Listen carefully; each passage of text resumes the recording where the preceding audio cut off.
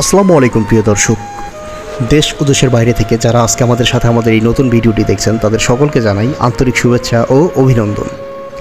আজকে আমি আপনাদের মাঝে নিয়ে এসেছি দুধ দহন করা মেশিন।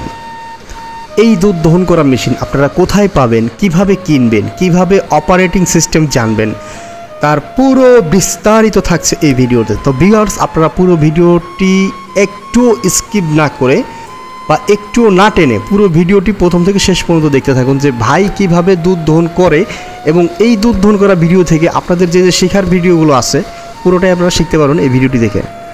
তো প্রথমে ভাই কত সুন্দর করে গাভীর বাটে মেশিনের ক্লোসেটগুলো লাগিয়ে দিল, 4টা বাটে 4টা ক্লোসেট।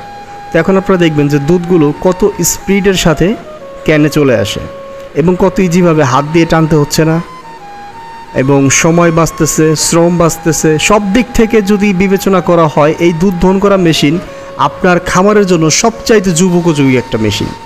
তো ভিউয়ার্স, আপনাদেরকে আমি বলবো, দেখেন আপনারা দুধের স্পিডটা কি স্পিডের সাথে দুধটা যাচ্ছে। একটা গাভী দহন করতে সর্বোচ্চ 4 থেকে 5 মিনিটে আপনার একটা গাভীর দুধ দহন করা হয়ে যায়। আর এই মেশিনগুলো তুরস্ক থেকে আমদানিকৃত সর্বোৎকৃষ্ট মানের মেশিন।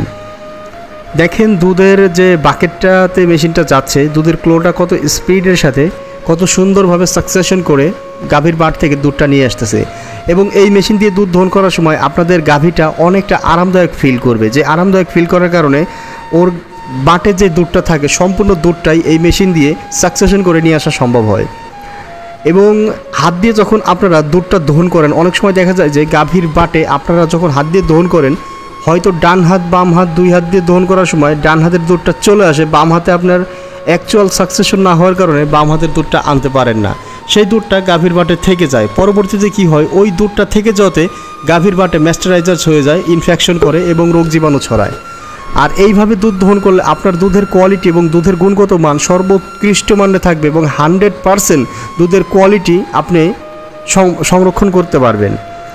এবং খামারটা কত সুন্দর পরিষ্কার পরিচ্ছন্ন রাখা সম্ভব হয় একটা মেশিন থাকলে। এই একটা মেশিন দিয়ে আপনারা যখন আপনাদের খামারকে লং বেলিটির জন্য, মানে লং টাইমের জন্য আপনার খামারকে পরিচালনা করতে চাইবেন, তখনই আপনাদের একটা দুধ দহন করা মেশিন অবশ্যই অপরিহার্য হয়ে বলে মনে হবে।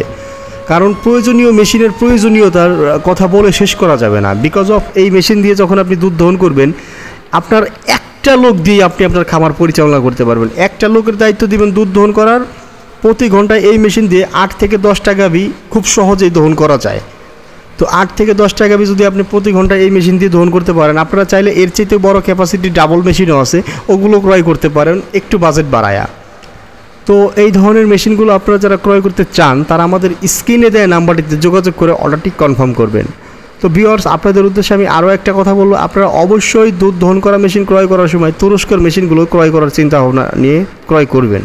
কারণ তুরস্কর মেশিনে আপনার সাইড এফেক্ট এক কথায় নাই বললেই চলে, এবং এই মেশিনের গুণগত মান অন্যান্য মেশিনের তুলনায় অনেক ভালো এবং হাই কোয়ালিটি সম্পন্ন। এই মেশিন দিয়ে আপনি যখন দুধ দহন করবেন, তখন আপনার এই মেশিনের যে দুধ দহন করার যে লোকটি আগে আপনি রেখেছিলেন তার কাজ ছিল সারাদিন দুধ দহন করা। এই মেশিনটি যখন আপনার থাকবে, যে খামারটি আপনার পরিষ্কার পরিচ্ছন্ন করবে, সে ব্যক্তি খুব সহজেই দুধ দহন করতে পারবে। জাস্ট মেশিনটা স্টার্ট দিয়ে ক্লোটা গাভীর বাটে লাগাই দিলেই হবে। আর এই মেশিনটা আমাদের সুদক্ষ টেকনিশিয়ান আপনার খামারে যে মেশিনের অপারেটিং সিস্টেম চালিয়ে দিয়ে দেখিয়ে দিয়ে আসবেন। এবং কুরিয়ার সার্ভিসের মাধ্যমে যারা দেশের দূর দূরান্ত থেকে এই মেশিনটি ক্রয় করতে চান, তাদের জেলা সদর পর্যায়ে আমরা কুরিয়ার কন্ডিশনে মেশিনটি দিতে পারি। তো সেই ক্ষেত্রে আপনারা কিছু টাকা অ্যাডভান্স করবেন, বাকি টাকা মেশিন হাতে পাওয়ার পর কুরিয়ারে জমা দিবেন।